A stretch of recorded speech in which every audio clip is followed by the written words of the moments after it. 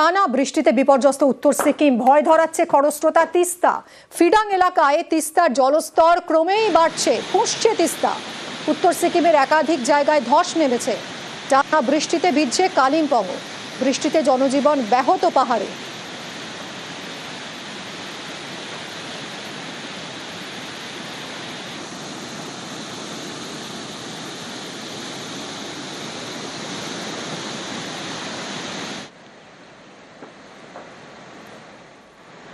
আর দেখুন, এই তিস্তার এই কাদা জলের কারণে শিলিগুড়িতে জল সংকট আরো বাড়ছে। শিলিগুড়িতে বিপর্যস্ত খাবার জল সরবরাহ।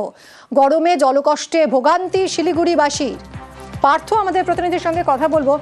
পার্থ, কি পরিস্থিতি এখন তিস্তার এই কাদা জল, যার জেরে এই মুহূর্তে পানীয় জল সংকট দেখা দিয়েছে শিলিগুড়িতে? কোনো রকম কিছু উপায় নেওয়া হলো? প্রশাসন কি করছে?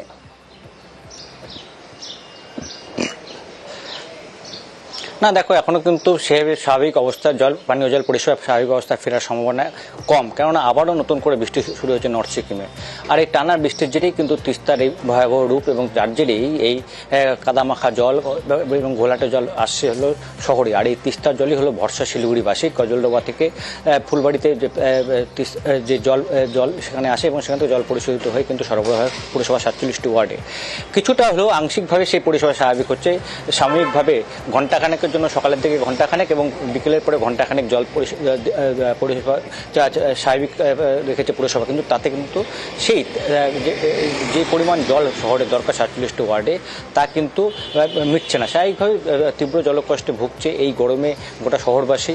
বিকল্প হিসাবে শিলিগুড়ি পুরসভা যে জলের ট্যাঙ্কার বিভিন্ন ওয়ার্ডে, তার সংখ্যাটা বাড়িয়েছে 35 থেকে বাড়িয়ে 63 করা হয়েছে, এবং যে 1 লাখ জলের পাউচ গতকাল পর্যন্ত দেওয়া হয়েছিল, তা সেই সংখ্যাটাও আজ বাড়িয়ে 1.5 লাখ করা হয়েছে। কিন্তু সকাল থেকে যে ছবি আমরা দেখছি বিভিন্ন ওয়ার্ড ঘুরে ঘুরে, যে এখনো কিন্তু সেইভাবে জলের ট্যাঙ্কও কিন্তু সময় মতো পৌঁছায়নি।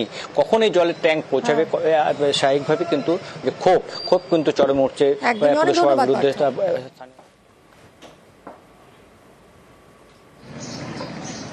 হ্যাঁ, জল নিতে হচ্ছে বাইরের থেকে, একটু দূরে আসতে হচ্ছে। হ্যাঁ, একটু তো দিতেই হচ্ছে, টাইমের জন্য আলাদা, জলের জন্য আলাদা টাইম দিতে হচ্ছে। এই তাড়াতাড়ি জলের সমাধানটা হয়ে যাক। জলে কোনো টেকনিক্যাল কোনো প্রবলেম থাকলে সেটা তাড়াতাড়ি সমাধান হয়, সেটাই চাই।